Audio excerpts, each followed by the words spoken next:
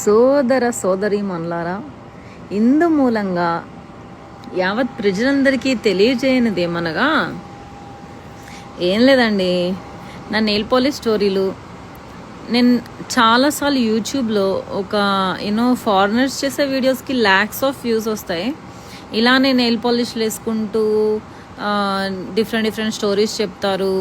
And కొంతమంది ఏంటంటే, ఒక అమ్మాయి నేను మెయిన్గా చూసింది ఏంటంటే, తను she use to do some makeup వేస్తూ క్రైమ్ స్టోరీస్ చెప్తుంది అనమాట డిఫరెంట్గా.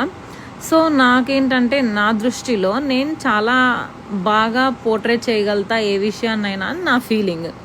సో చూద్దాం, లెట్స్ సీ. ఇప్పటి నుంచి I'm going to do some nail polish videos and నేను తెలుగే యూజ్ చేద్దాం అనుకుంటున్నా. ఎందుకంటే దేశ భాషలందు తెలుగు లెస్స అని నా చిన్నప్పుడు పుస్తకంలో చదివా.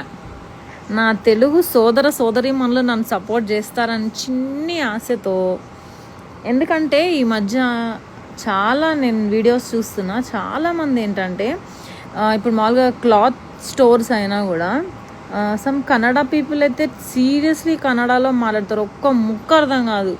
కానీ ఎంతమంది మన తెలుగు ఇన్ఫ్లుయెన్సర్స్ని వాళ్ళని సపోర్ట్ చేస్తూ వాళ్ళ దగ్గర బట్టలు కొని ఎంతమంది తీసుకుంటారో తెలుసా. సో నేను అనుకున్నా, సరే మన తెలుగు వాళ్ళకి కూడా ఇట్లా తెలుగు అభిమానం చాలా ఉంటుందని నాకు తెలిసి నేను చెప్పే వాయిస్ ఈ వీడియోది ఎంతమంది వింటారో నాకు తెలియదు. కానీ మీరు కనుక విన్నట్టయితే ఓ లైక్ వేసేసుకోండి, ఒకసారి ఫాలో చేసేయండి.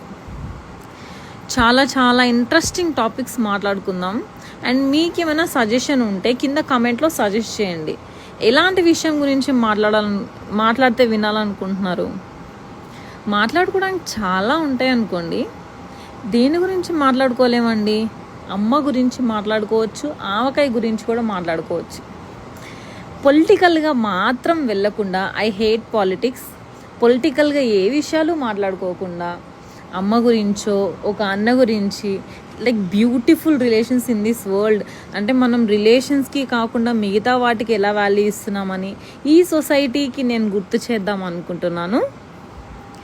అదండి సంగతి. ఫైనల్గా అవుట్పుట్ అయితే ఇలా వచ్చింది. I hope you like it.